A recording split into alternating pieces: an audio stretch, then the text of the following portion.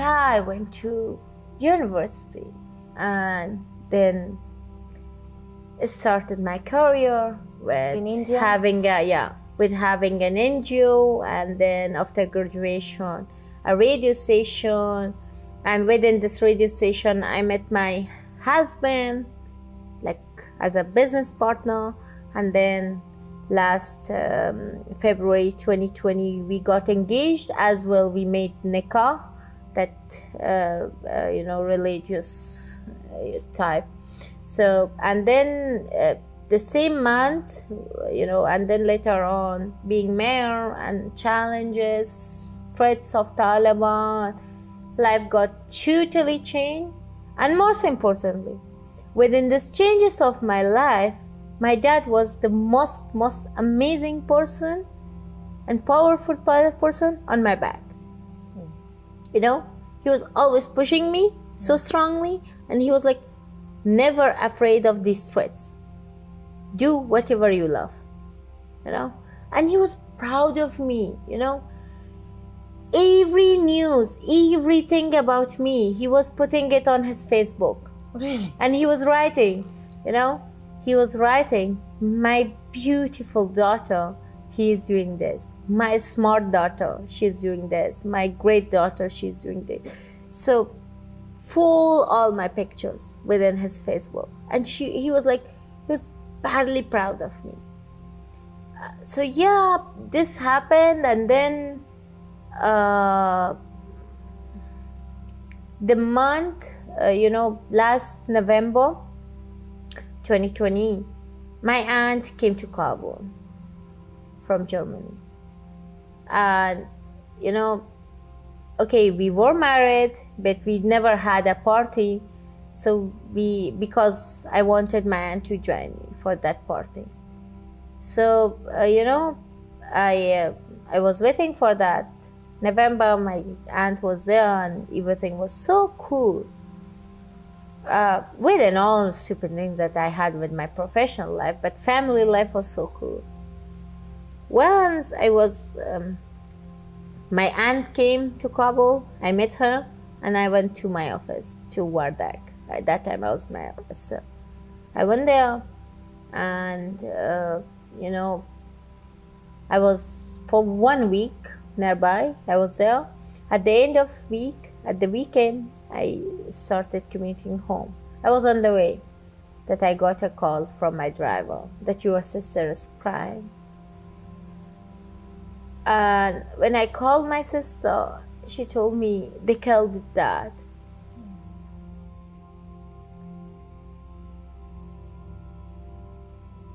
It was more painful.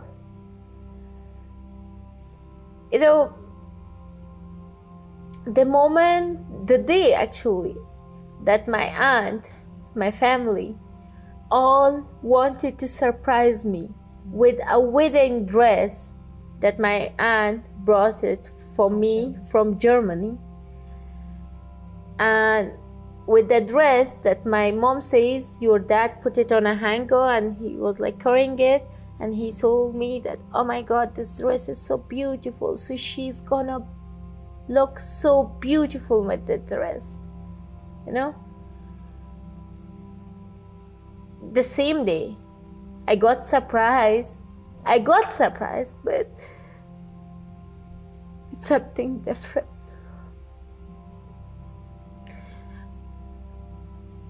And I called my mom. Is he alive? And he told me no. I was crying all way, till the hospital. All way. But when I reached to hospital, and I don't know, I was not hearing anything. I was not able to see anything around me. I was just, where is my dad? Because it's been more than a week. And when I've been to Kabul, that time also I wasn't able to sit and talk to him because I was busy with my other stuff. So it was more than 15 days I never hugged him. And I wanted to hug him, doesn't matter is he alive or not. But when when they told me he's here in this room, and I went and just tried to open the room, suddenly I got something in my mind, and suddenly I think like I got out of shock that, oh, if you go inside and see him, who will take care of your family? Your mom is crying there, your brother is crying there, your sisters are having worse there at home. So what I did, I just locked the door back with all the pain inside my heart. And I cleared my tears and I got a deep breath and I went to my mom. First, there was my brother. I hugged him. I talked to him and I was like, see, you are the elder one and you have to behave so well. Now it's the time to manage everything. Me and you, we need to take care of all, So I asked my cousin to bring him out, okay? Then I went to my mom and she was just sitting, she was shocked, no tears, nothing. And more important, she told me that I don't want people to tell me or to talk of me as a weak woman, because my husband wasn't weak and I don't want, to be weak. I want to stay strong, at least in public. The moment I got everyone out, just nearby a house, it was like there were a big amount of people nearby our house. The people that were never there when my dad was alive, they were also there. And I helped my mom coming out of car and entering house. But I wasn't it was so hard for me to enter because everything was so hard. My mom, the moment she entered, I thought there's a bomb, She was shouting.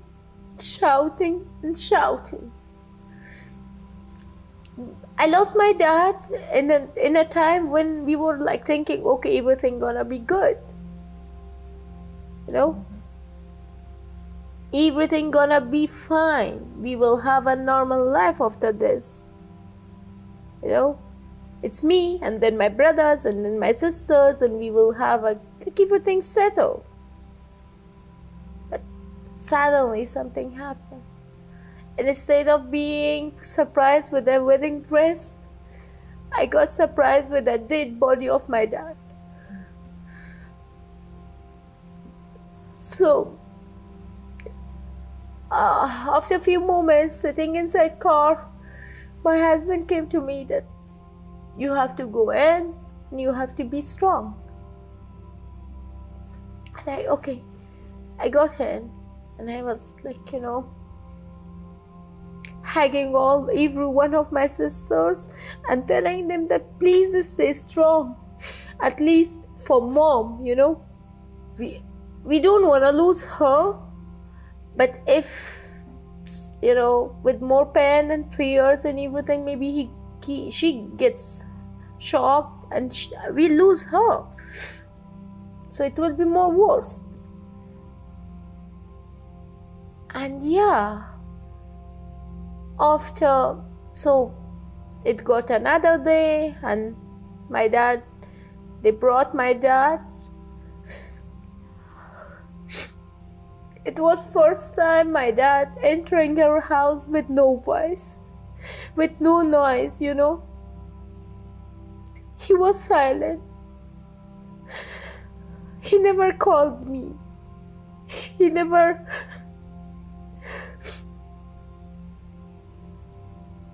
my dad, when he was like, so in a good mood with me. He was calling me my monkey. In Persian, it's Shadima. And my mom was always like, don't do this. Now she's a young girl. She has a personality. If you do this, if someone hears, and he was like, I don't care who hears what. She's my daughter. I can call her whatever. That day, I was expecting someone to call me the same word. But there was no one.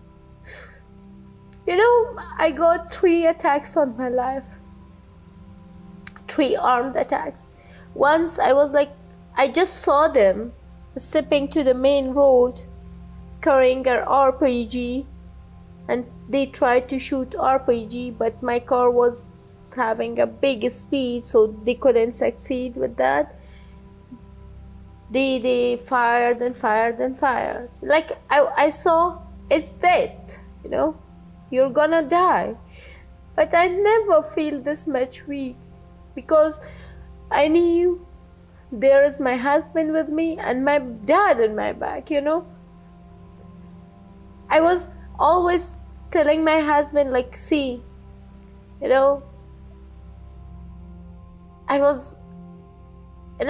don't care about you. Yeah, I love you. We have this love marriage and all this, but still, it's because I have my dad. So, I was like, not like, what's happening with him. It was like something cool with me. Okay, whatever. But I lost that one. And for more than 24 hours and nearby 24 hours, I wasn't able to cry, because if I was crying and my mom was seeing me crying, I thought that she will feel more weak, so not to do that, Stay strong. So yeah, I just like, I managed it till they brought my dad inside home, but he was dead. And then, I wanted to push him out of that, I don't know what to say, I forgot.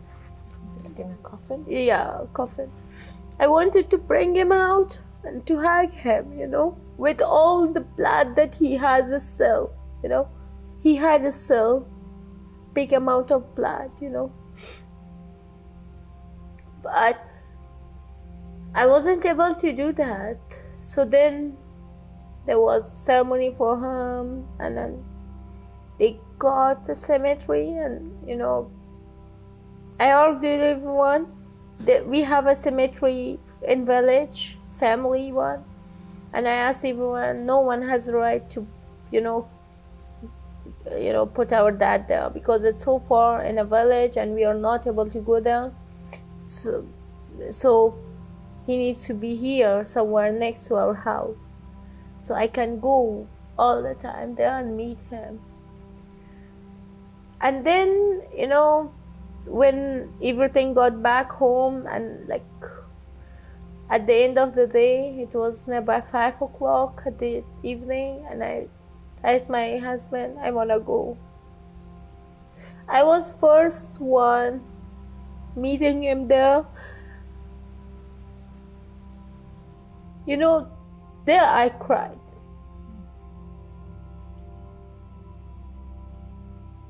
And now see, that time I was asking everyone to not put him in a village cemetery.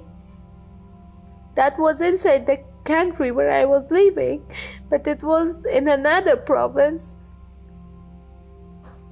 I kept him there in Kabul, so I can go there at least within a month, and meet him.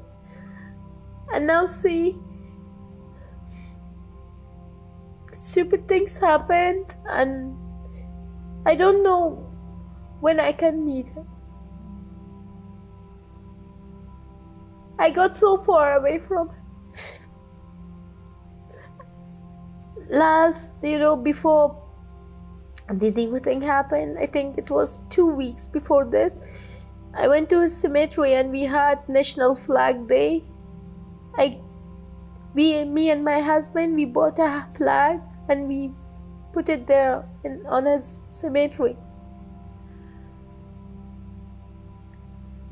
I don't know, is the flag still there or not? He loved it a lot, He was so loyal for his country, for his everything, He loved his job more than us, always. He's there now, and then everything is like best. And then it's my life with my family. It's stupid things that I faced all these years with my life, with my professional, my struggles. It was also the worst, 9 months when I became mayor and government announced me as a mayor. I had the degree of president in my hand, but I wasn't able to join my office because there were these warlords, these mafia, and these so-called Islamists. Oh, she's a young girl, she can't enter her office. Oh, she is a young girl, she won't be able to run a technical office of municipality. But oh man, I went for an exam with 138 people and I got highest marks and they were all men. Then why I can't run it, when I can, gain it, when I can, it's impossible to not run it. It's easy. So yeah, within that, the stupid things with Taliban, attacks, trades, the stupid moments within the office, work, those colleagues who were at least all against women, extremist ideologies, fighting with that. It was always a second part of dark, second hard part of my life. So this is in short who I am and what I am. Thank you so much, Zarifa. Wow. I can see that you have a lot of your dad in you, from the love for your country first. I miss him. I really miss him, But I'm happy he's not here. He never wanted this country to go the same way that it's going now. He never wanted his children to be in this situation, My sisters, 3 of my sisters, they were elder one. She was studying 3rd year of civil engineering. After her, she was studying 2nd year of political science, and the younger one, she was studying 11th grade of school. And they were topper. And now see, I don't know, will be I able to give them a future or not? Before these all things, it was like my mom was always telling me that maybe Taliban comes, maybe things go worse, let's have a case somewhere and let's go out, And then I was like, Mommy, here at least I know what the future is for my sisters, within this anyhow government that we have. But if I keep them out, I don't know what they will do. At least for months, for years, there will be no future for them. And I'm not gonna do this because my dad didn't want this. Because I know that when my dad died, I know that, I'm sure that he was comfortable with future of his children and his family, because he knew that I will be taken care, and I feel it's my responsibility now, and I am not able to do this. So if I do and anything goes wrong, then what I will tell my dad, I won't be responsible, I won't have any good answer. But do you think now, yes, here in your new, after having escaped, do you think you'll be able to give I your don't sisters? know, I really don't know. And more important, now I'm not thinking of them, because I just talked to my mom this morning, and you was here. I was just talking to her, and she was like, "Oh, you just forgot us, And I was like, "Mommy, I know you people are in safe hands, There is my aunt's house. She's taking care of you all, and you people are having something good. But there are too many other people are not having this. Do you know? There was a blast in the gate of airport, and just nearby airport there is a small river, it's small, like something, and a few amount of water in that. All the water turned to blood, to red, with that attack. We lost more than 120 people in that attack. The people who wanted to have a good future than dying there inside these stupid things and situation in this conflict. Instead of having a future, they died with no future anymore. We have those women, like my colleagues, the girls who were working for me in defense ministry, they are really afraid of their lives because they are militant girls. They're afraid of their lives, and they're like, please, please, please, if anything possible, to do it with us. And I don't know what to do. And I have nothing in my hand to do. When I was working in defense ministry, I was responsible for the department of support to the families of martyrs, victims or wounded soldiers, and prisoners of war. So we had near about and more than 40,000 martyrs within the Ministry of Defense, that recorded martyrs. And those were the family, and most of the responsible person for the family was females, their mom or their wives or their daughters. And now I'm thinking all of them, what will happen to them? That time we had a system, government, something, we were helping them, maybe not that much, but at least we were helping them. But now there is nothing. What they will do? Before this accident, it was 2 days before this, I went to this internal displaced pupils camp inside the Kabul. And there I was searching for this martyrs' families, if I could find and then list them and I could help them. There were more than a big amount of these families. Especially I got 3 or 4 those women and those family who I knew it before. And now I'm just thinking of them. They were in the road, in the streets, and Taliban are also in road and streets. What they will have, what they will do, and what they will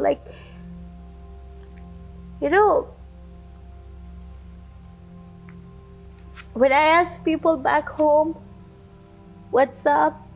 How are you?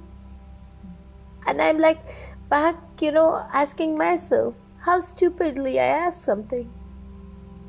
How they can be, while everything is dark, like there's nothing, no life, man. There's no life. Okay, like everything got collapsed. Everything. Just today I got something on Facebook that Afghanistan's National Bank published a letter that we are able to give just $200 or maybe 20,000 Afghani within a week for people. Okay. Which represents about $200, is that right? $200 just for a week, okay? But it's just about those people which are having amount of money within their accounts. Those who have nothing, what will happen to them? Like nothing, Streets are empty of women, empty of those girls who are going to school, empty of those girls who are going to university. Streets are silent, no voice of those smiley women sharing their lives. You see, so like all silent and without those beautiful musics from coffee shops, lights from coffee shops. We had so good beauty parlors or dressing room salons inside city for women, and they were painting so beautiful pictures of brides and everything in their walls. And the day Taliban started entering Kabul, the same day they put a big amount of color with that, so they could destroy it and no one could see what it is.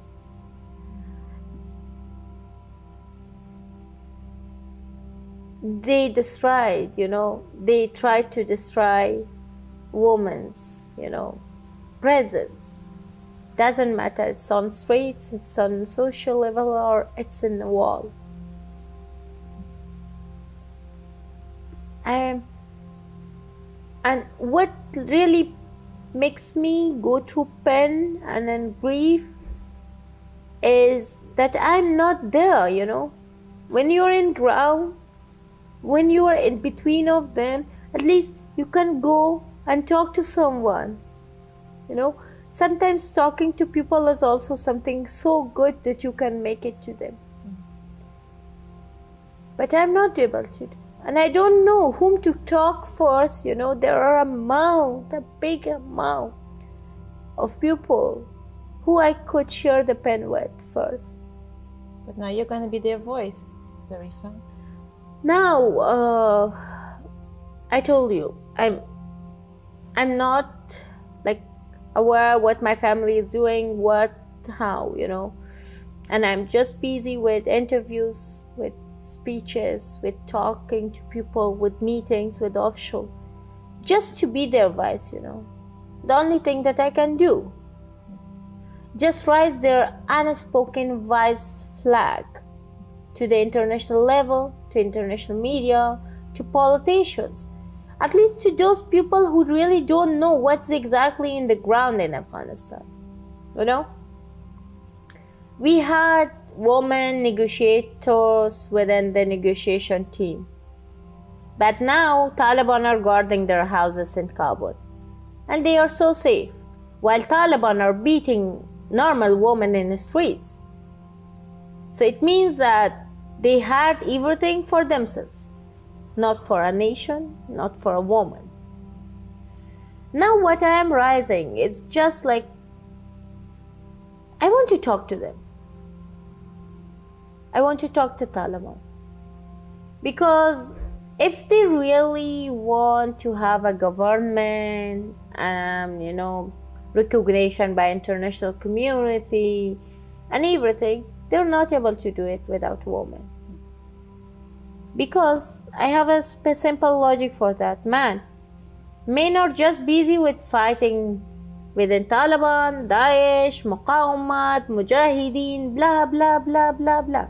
And those who were like at least having a little bit more, they just fled out. There are just women stuck in Kabul. You need to start government within them and with them. So, and for that, we need to know each other. Like Taliban says, we want Afghan women, and we give them all laws within Sharia. I'm also a Muslim. I study a lot of Islamic books. I want to know what Sharia laws they want to, enforce there in Afghanistan for women. For me, it's not like I never going with burqa to school or going with a scarf. It's something that comes later than having the right of going to school. Yeah. And for this, you need to talk to them.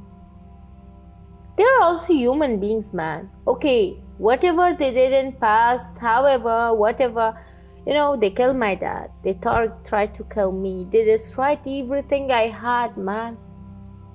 That white dress, that was like, something so precious for me, not because of, it was from Germany, just because my dad saw that, and I can at least wearing that for my wedding party, I can at least feel that, oh my God, my dad is here, and he really, he sees me. I lived that there at home. And the moment I was leaving my home, I was not able to carry that. And I had to choose between that dress and my uniform. I have my uniform with me now. From all my life that I had, I have a small amount of sand of my country in my scarf. I have a cap of my dad, military cap, and I have just my uniform. All from whatever I had. But I am like, I'm coming over all this grief. I am trying to, forget all. And want to sit with them and want to talk to them. Man, you're also a human being. You also have mind. You can think. Let's talk. I'm not talking to you as those who were talking on behalf of government or maybe on behalf of themselves. Are you able to see, to give me the right, or are you giving me the right to go to school or not? If you're angry with my going to school, then going to school with burqa or without burqa doesn't matter for me. For me, that going to school is more important. Yeah, okay, I will wear that burqa, but I will go to school. I will wear burqa, but I will go to office. I will wear that burqa, but I will work for my country. I will wear that, whatever you prefer for me, and then do what is needed. And for this, we need to talk to them. And for talking to them, I think I need a big solidarity of women around the world. A big solidarity of women. And something that, can push them. I need international community support. I don't want the international community to come and kick them out. No, man, if you wanted to kick them out, at least you were not bringing them there. You were but they are now there, their reality on the ground, and I think we can talk to them and we can solve it out. Otherwise, it will be hard. Yeah, it will be hard for them too, but it will be harder for us. For them, it's like they will manage somehow. But for us, it will be more hard because as a generation, as a part of this country, as human beings, we will lose everything, you know. And for that, and more important, people ask me that why you're talking to them, you know, and like, what does it mean, you know, because they did too bad to you, and now you want to talk. And it's like, man, they did it to me. I don't want them to do it to my younger sister when they're there in Kabul. I don't want them to do it with my, at least if I live in Afghanistan, to do it with my daughter. At least to those people or those women who are still living in Afghanistan. Man, no one has the capacity to bring more than 50% of population out of country. In Afghanistan, more than 50% of population are women. And no one has the capacity to bring all of them out. So we need to have something inside the country, within the system, for them. And for me, what I'm doing is just like for humanity. Trust me, people, when this, like within this new changes or governments, there are people coming, talking, doing something, and then they receive the position, something, you know. But for me, it's not like that. I don't want any position. I don't want anything. I want nothing, you know. The only thing I want is internationally, you know, granted, like not only support, like it's like from Taliban, an internationally granted promise, and then something law and whatever they want, they can call it, for the basic rights of women. This is only thing that I want. And whenever I got this set, you know, I make sure everyone, I will go somewhere so far in a very beautiful village of my country, and I will just build a small house within these beautiful trees of a beautiful mountain, and I will live there in a very peace. This is all my dream for now. And more important, I wish international community and at least women leaders around the globe, more importantly Western countries, you know, because they are having the largest amount of women leaders. Man, if you love to see your wife, like as a German man, in a very good position, or maybe your daughter, we are also the same human. We also want that. My blood is not different within color than you, or not yours than mine. We are same people. The only thing is that the only difference is you are leaders, you are politicians, you are people, and like the things change for you more before, but you went all through these stupid things, more stupid than us, and it's the same with us. It's a long walk we also to freedom, need, right? That's yeah, what Mandela used to yeah, say. it's a long way to fight for freedom. It's and we never stops, you know. For me, like, I think, and I believe, not only think, for me, it's no late to start a big fight for anything that you think it's right. I love to challenge the challenges. So let's make this a slogan for every woman of Afghanistan, and let's fight it. You know, ignoring realities on ground won't help us anymore. Making the process and like, you know, word slogans of, oh, have I burqa or don't, like I want burqa or I don't want burqa, won't help anymore. Let's stand for the basic rights. And I can, like, I'm here to start it first. I call like all on Taliban's leaders, especially this Mullah Haibatullah and the one who is there in Afghanistan, Mullah Brother, who was leading the negotiation as well on behalf of Taliban. Man, see, wherever you want, whenever you want, just give me a sign. I'll accept it, whatever and however. I'll come to Afghanistan as well. Just I need a sign, Give me a sign. I'll come and sit and talk to you. I promise you, I will have my burqa as well on my head while talking to you. I won't show my face to you while talking to you. But let's talk. At least let's talk.